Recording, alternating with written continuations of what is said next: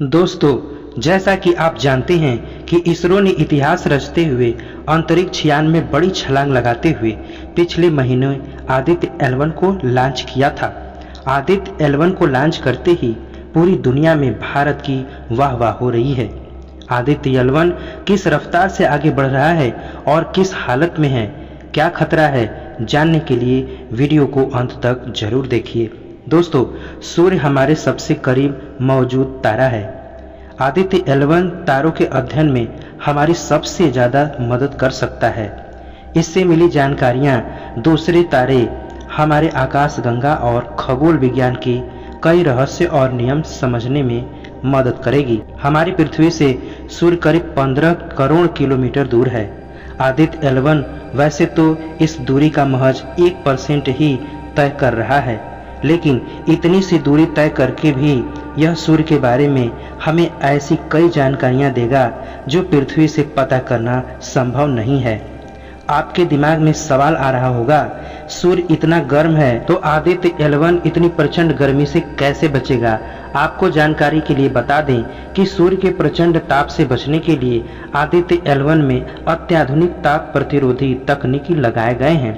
इसके बाहरी हिस्से पर स्पेशल कोटिंग की गई है जो सौर ताप से उसे बचाए रखेगा। इसके अलावा आदित्य L1 में मजबूत हीट शील्ड और अन्य उपकरण भी लगाए गए हैं। मिशन का मुख्य रूप से वैज्ञानिक लक्ष्य लिए हुए हैं, लेकिन इसका प्रभाव उद्योग और समाज के महत्वपूर्ण पहलुओं तक पड़ेगा। अंतरिक्ष, मौसम, दूरसंचार और नौवहन नेटवर्क, हाई फ्रीक्वेंसीज, रेडियो संचार, हवाई यातायात, विद्युत ऊर्जा ग्रिड और पृथ्वी के उच्च अक्षांशों पर तेल पाइप लाइनों को प्रभावित करता है। मिशन का उद्देश्य सूर्य के असाधारण कोरोना के रहस्यों को उजागर करना है। अब आपके मन में एक सवाल उड़ रहा होगा कि कोरोना क्या है? तो आपकी जानकारी के लिए बता दें कि सूर्य के आसपास बाहरी वायुमंडल को कोरोना का नाम दिया गया है। आदित्य की परिकल्पना करीब 15 साल पहले की गई थी। शुरू में यह सौर कोरोना के आधार पर प्लाज्मा वेग का अध्ययन करने के लिए था। बाद में यह आदित्य L1 के तौर पर विकसित हुआ। अंततः उपकरणों के साथ इसे आदित्य L1 का नाम दिया गया। सूर्य के अध्ययन पर निकला भारत का पहला अंतरिक्ष मिशन आदित्य L1 पृथ्वी से 15 लाख किलोमीटर से अधिक की दूरी तय कर L1 बिंदु की परिक्रमा करेगा। यान ने अब तक पृथ्वी से 10 लाख किलोमीटर से अधिक दूरी तय कर ली है। यान अब पृथ्वी के प्रभाव क्षेत्र से बाहर निकल गया है। आदित्य L1 का यह क्रूज फेस जनवरी 2024 के पहले हफ्ते तक यान के L1 कक्षा में पहुंचने पर पूरा करेगा। इस बीच आदित्य L1 में लगी स्पेस पेलोड की एक यूनिट स्टेप्स को सफलतापूर्वक चालू कर लिया गया है, जिसने पृथ्वी के मैग्नेटोस्फीयर और उसके बाहरी अंतरिक्ष में स्थित ऊर्जावान उपकरणों के बारे में जानकारियां जुटाएगा। भारतीय अंतरिक्ष अनुसंधान इसरो ने अपने पहले सूर्य मिशन को लेकर एक नया अपडेट शेयर किया है। दरअसल आदित्य L1 अंतरिक्ष यान पूरी तरह से ठीक है और सूर्य पृथ्वी L1 की ओर बढ़ रहा है। इसरो की ओर से दी गई जानकारी के मुताबिक अंतरिक्ष यान लगातार सूर्य की ओर बढ़ रहा है। 6 अक्टूबर को 16 सेकंड के लिए इसमें थोड़ा बदलाव किया गया था। सूरज के रहस्य का अध्ययन करना काफी चुनौतीपूर्ण है, क्योंकि इसकी सतह का तापमान लगभग 9,941 डिग्री सेंटीग्रेड है।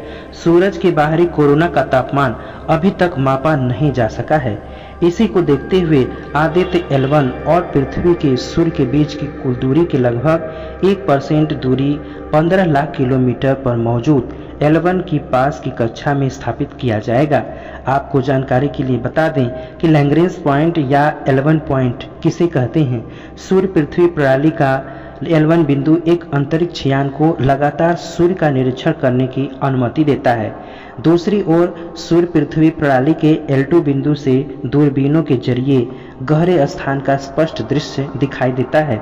L4 और L5 बिंदु पर ट्रोजन क्षुद्र ग्रह होते हैं जो सूर्य के चारों ओर एक ग्रह की कक्षा को साझा करते हैं। स्पेस में मौजूद लैग्रेंज पॉइंट अन लोकेशन को कहा जाता है, जहां दो बड़े ऑब्जेक्ट की ग्रेविटी उनके बीच में मौजूद किसी छोटे ऑब्जेक्ट को थामे रखती है। इस वजह से ये जगह स्पेसक्राफ्ट के लिए अच्छी होती है, क्योंकि उसे कम से कम फ्यूल की जरूरत पड़ती है। पृथ्वी और सूर्य के बीच 5 लैग्रेंज पॉइंट है, L1 से L5 है, जिसमें से लैग्रेंज पॉइंट L1 काफ़ी मायने रखता है क्योंकि यहाँ से बिना किसी परेशानी के सूरज पर नज़र रखी जा सकती है। दोस्तों, सूरज का अध्ययन क्यों जरूरी है? सोलर सिस्टम में 8 ग्रह होते हैं जो सूर्य का चक्कर लगाते हैं। सूरज के कारण ही पृथ्वी पर जीवन है। सूर्य अपनी किरणों की मदद से धरती पर ऊर्जा भेजता है। सूर्य का अध्ययन कर हम सूरज की किरणों का पृथ्वी और अंतरिक्ष में प्रभाव पड़ता है यह जान पाएंगे। आदित्य L1 की सफर इतना भी आसान नहीं है। आदित्य L1 को कई तरीके का सामना करना पड़ सकता है, जैसे रास्ते में आने वाले सौर तूफान, चट्टान, इन सभी से बचाव करना चुनौतीपूर्ण है। लेकिन हमारे देश के वैज्ञानिक बहुत ही होनहार हैं। जहां पर आज तक चांद की सतह पर किसी देश ने लैंडिंग नहीं कराया था, वहां पर हमारे देश के इसरो ने चंद्रयान 3 को लैंडिंग कराकर बड़ी उपलब्धि हासिल किया है। वैसे ही आदित्य L1 का जो मकसद है वह भी कामयाब होगा।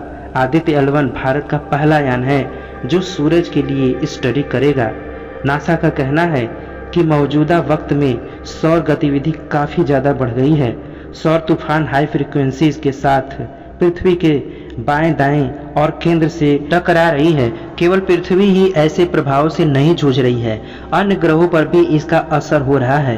पार्कर सोलर प्रोब को नासा ने मुख्य रूप से 2 कारणों से लॉन्च किया था।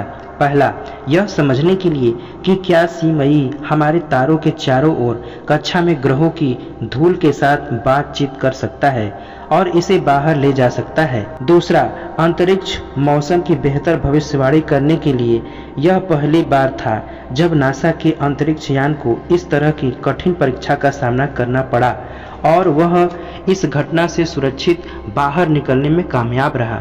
इस पूरी प्रक्रिया के दौरान रास्ते में उसने कुछ महत्वपूर्ण डेटा भी एकत्र किया। इस तरह से सौर तूफान ने पहले भी उपग्रहों और अंतरिक्ष यान का प्रभाव डाले हैं। ऐसे में इस बात की आशंका से इनकार नहीं किया जा सकता कि भारत के सौर मिशन आदित्य L1 पर भी इसका भविष्य में बुरा प्रभाव पड़े। दोस्तों, हम देशवासियों को इसरो के कामयाबी के लिए दुआ करना चाहिए ताकि हमारा आदित्य L1 भी कामयाब रहे। दोस्तों, आप सभी लोग आदित्य मिशन के सफल होने की दुआएं कमेंट बॉक्स में करते रहें, जिससे कि हमारे वैज्ञानिकों को भी काम करने का मनोबल मिलता है। इस वीडियो को एक लाइक जरूर करें और ऐसे ही जानकारी प्राप्त करने के लिए चैनल को सब्सक्राइब करें। तब तक के लिए धन्यवाद।